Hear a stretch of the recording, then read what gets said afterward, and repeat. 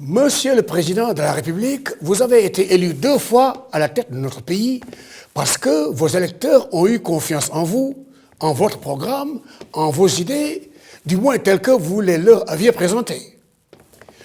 Vous avez alors formé des gouvernements, choisi des personnes comme ministres ou responsables des services essentiels de l'État, et j'imagine que vous leur aviez donné des directives claires pour l'accomplissement de leur mission auprès des populations sans distinction aucune, basée sur l'appartenance politique.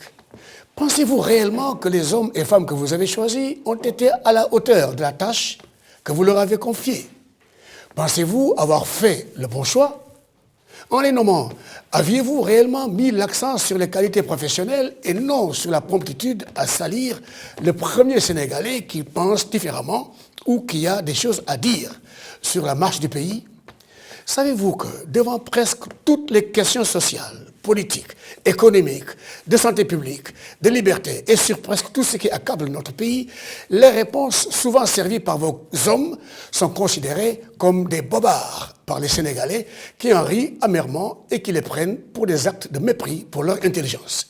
Certains membres de votre équipe ignorent royalement les correspondances bien reçues par leur secrétariat et bien déchargées.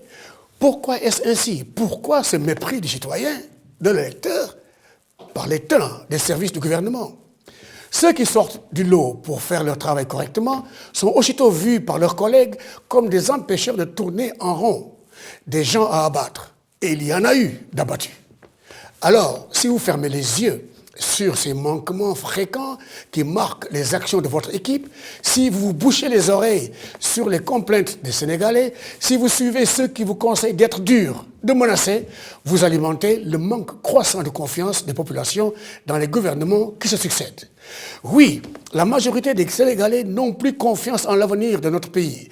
Ils sont déçus. Les jeunes veulent sortir du pays et à défaut de pouvoir le faire, ils sont sortis dans les rues pour faire ce que vous savez déjà. La démocratie sénégalaise n'est rien d'autre que le reflet de notre société dans son ensemble. Et si elle est malade, c'est parce que les Sénégalais vivent difficilement. Si elle meurt, c'est parce que la majorité de nos concitoyens sont étouffés par un système qui semble l'ignorer pour des avantages d'une minorité de privilégiés. Un gouvernement légitime devient faux lorsqu'il se montre en train de manquer aux multiples devoirs d'État envers ses gouvernés. Lorsque les responsables des différentes fonctions utilisent cette force qui leur a été donnée par le peuple à travers votre élection comme impolitesse et mépris.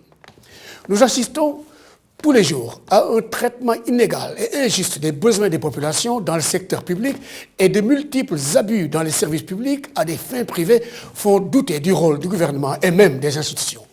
Voilà pourquoi et comment les Sénégalais sont passés d'un sentiment de méfiance à un sentiment de mécontentement et aujourd'hui à l'apathie presque complète envers le gouvernement.